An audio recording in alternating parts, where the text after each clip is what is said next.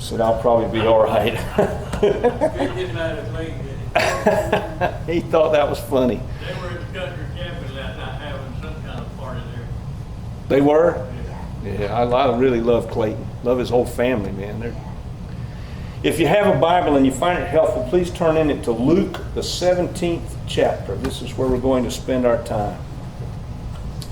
You know, one of the aspects of being a believer, you're still laughing at that, aren't you, Al? You're still Well, it's sort of funny. It is. Yeah. Go ahead and enjoy it. It's a lot more stupider, but it's funny.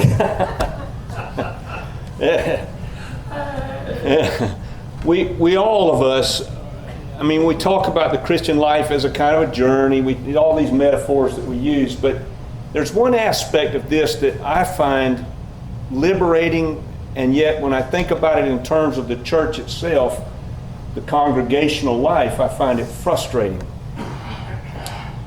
To have an expectation of walking with the Lord, that just because we've come to this gathering, that somehow today it's going to be this spectacular moment that is going to be so different from everything else, is really to have an expectation that sets us up to find ourselves completely disappointed with what it is to be a Christian.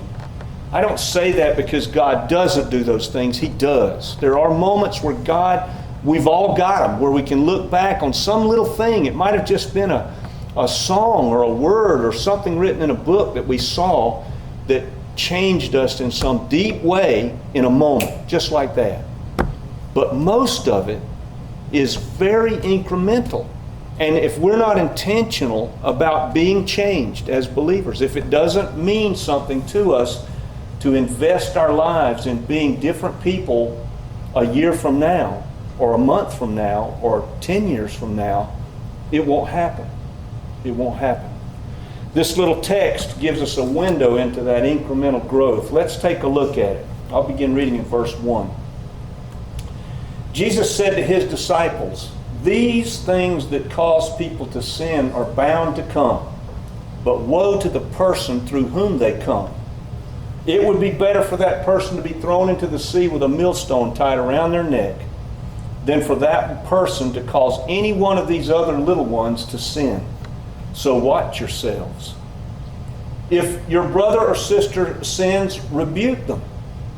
If they then repent, forgive. If that person sins against you 7 times in a day and comes back 7 times and asks forgiveness and says, 'I repent,' forgive them." The apostle said to the Lord, "Increase our faith." Jesus replied, "If you have faith as small as a mustard seed, you can tell this mulberry tree to be uprooted and be planted in the sea, and it will obey you. Suppose that one of you," speaking to this crowd, "has a servant plowing or looking after the sheep. Would you say to that servant as they come in from the field, 'Come on in, sit down, eat your meal'? Or would you rather not say to the servant, 'Prepare my supper. Get yourself ready and wait on me while I eat and drink, and after that then you can eat and drink'? Would the master thank the servant because the servant had simply done what they were told to do? So you also, when you've done everything you were told to do, when we have done everything we are told to do, we should say, 'We are unworthy servants, we've only done our duty.'" What is it worth to you and to me to not be a problem for another believer? What's it worth? I mean, temptation can take a lot of forms. It's not just one form. There are many forms of temptation. And the obvious one, of course, is just what Jesus starts out with. Somebody who simply shows somebody the wrong way. Right? We teach somebody to do something that's just wrong. I've done that. Have you? Have you ever done that for somebody? I have. Whether it be by word or example.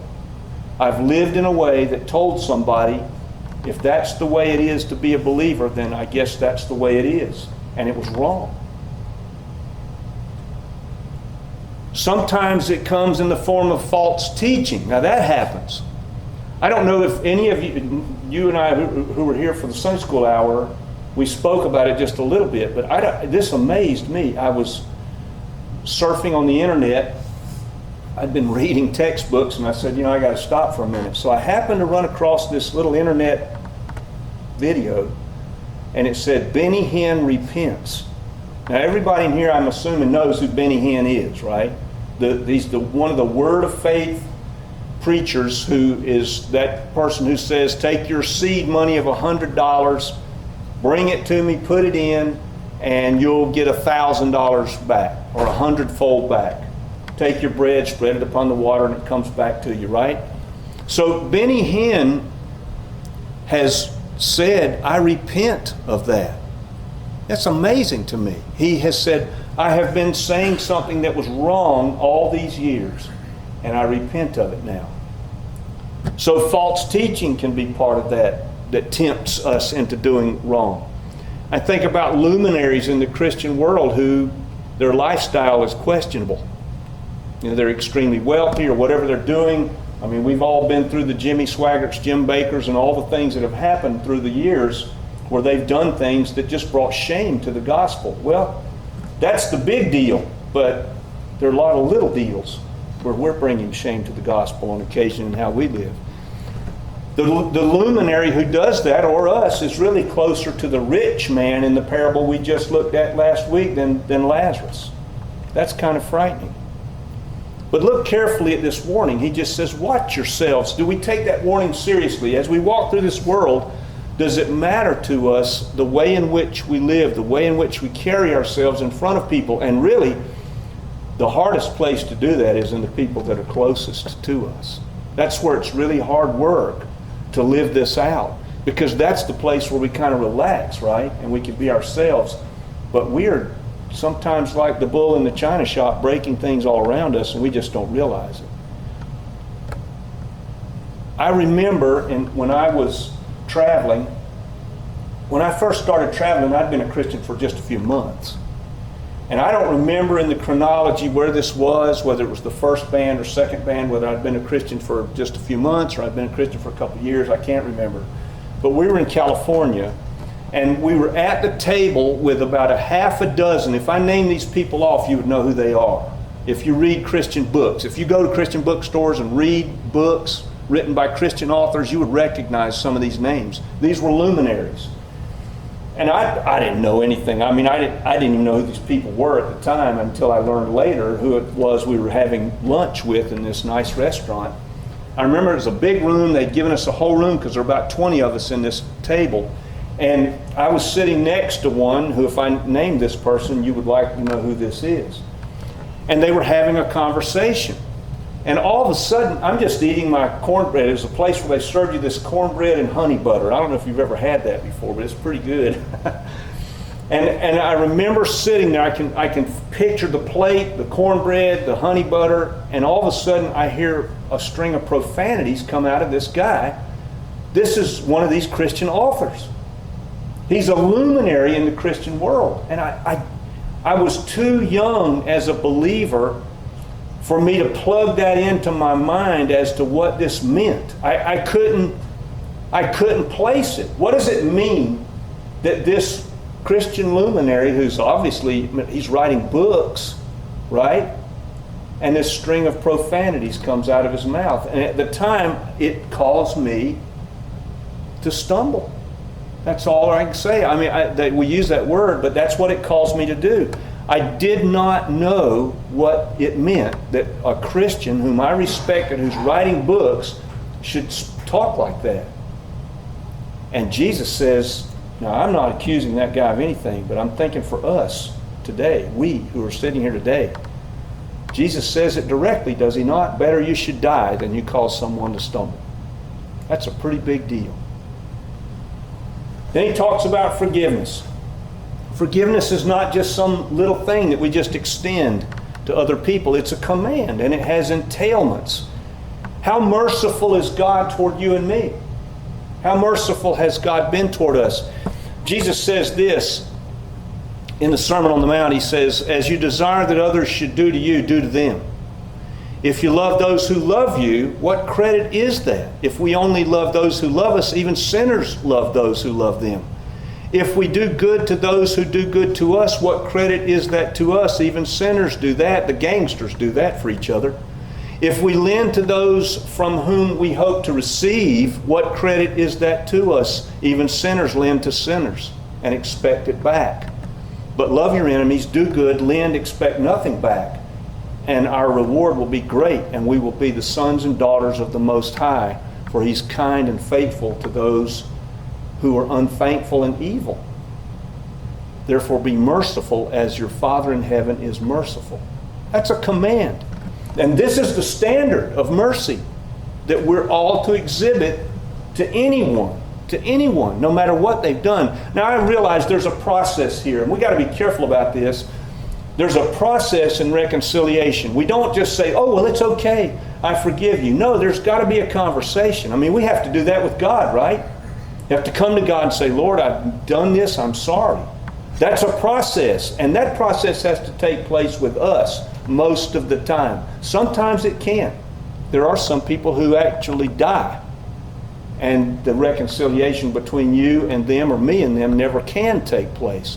But under most circumstances, there's a reconciliation process. Of course, we in the South, we don't worry about that. We don't worry about that at all. We're nice. People can do just about anything, and we'll just say, bless their heart. Isn't that what we say? Bless their heart. And we just let it go, but inside, we're raging about it. How do we know that? Because 10 years from now, the conversation will come up once again about what somebody did to us. I remember when so-and-so. That's not what the text says for us to do. The text says, obey and be like God in His character. I remember, and I won't say where, but I had a friend. Have you ever had a friend like this? If your friends, you believe your friends, right? You've got this relationship, you've had it, you've known them for a long time, and then all of a sudden, whether by accident, you do something that offends them, and you're just cut off. That's it. We're done. It's over. We're not friends. And you can tell that there's just a wall that has gone up. It's over between you, me, or whoever it is who we've offended. There's no sense of looking at you or looking at me and saying, I know that's not their heart. No, it's over. We've done the wrong thing. That's it. It's settled. You're cut out. I'm cut out.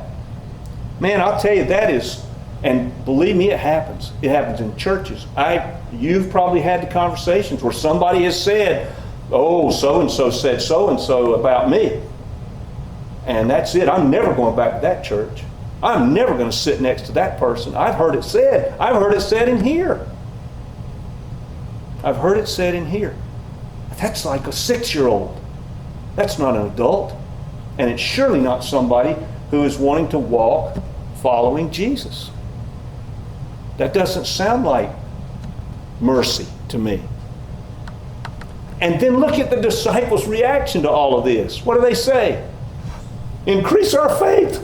Oh, we can't do this stuff. You're making demands of us that we cannot fulfill. That is so liberating.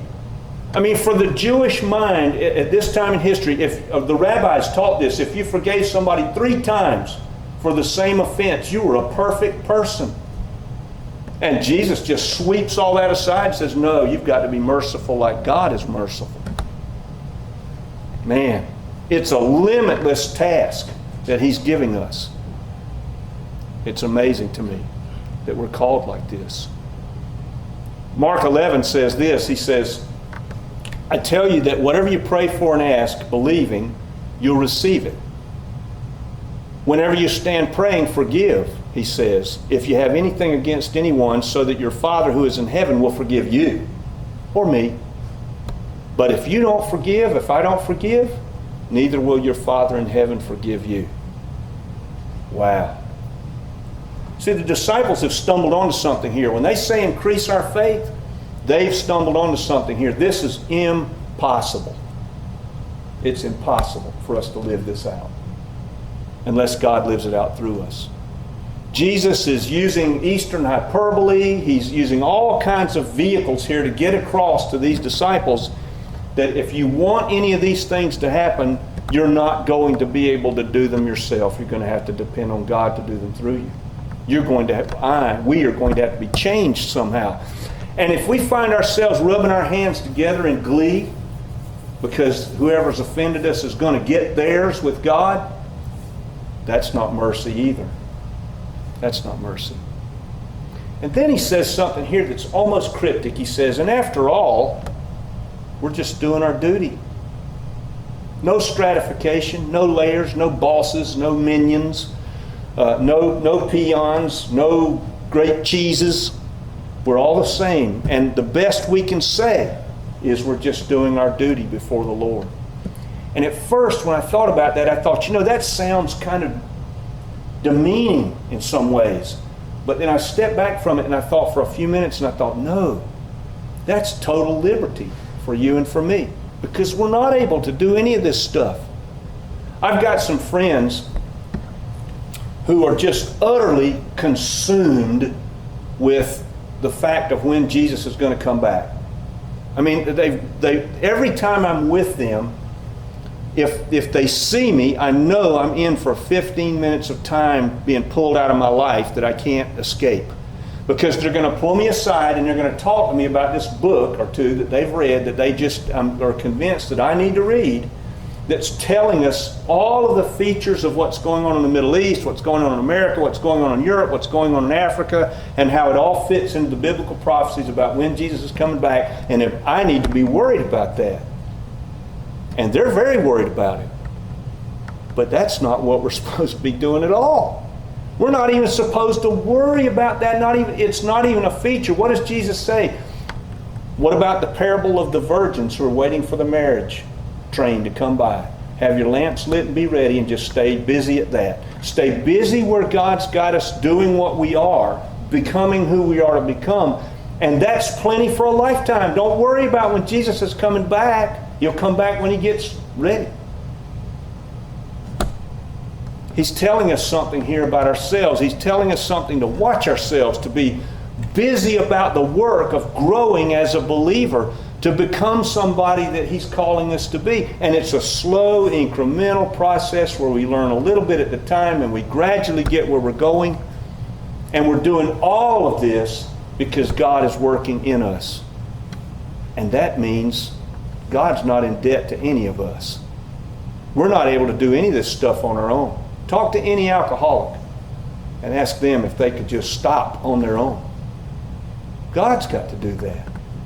God's got to make me able to be merciful. I can't be merciful on my own. I might be one of the nicest people you've ever met, but there's going to come a point at which somebody tweaks me in a way that I'm not able to forgive them. And God's got to do that for me. And the fact that God is doing it in us and for us, we're not in any way holding God up to a debt. He owes us nothing. And I can't express to you how liberating that is to me. God offers to you and to me a lifetime of absolute satisfaction. And all we have to do is just live consistently before him. That's all he asks. Man. And I don't have to stay like I am. I can be different. If I so choose, He will empower me to do that. He'll empower you to do that. Jesus has given us the template to live a joyful life, and it's here. I don't know where everybody is today.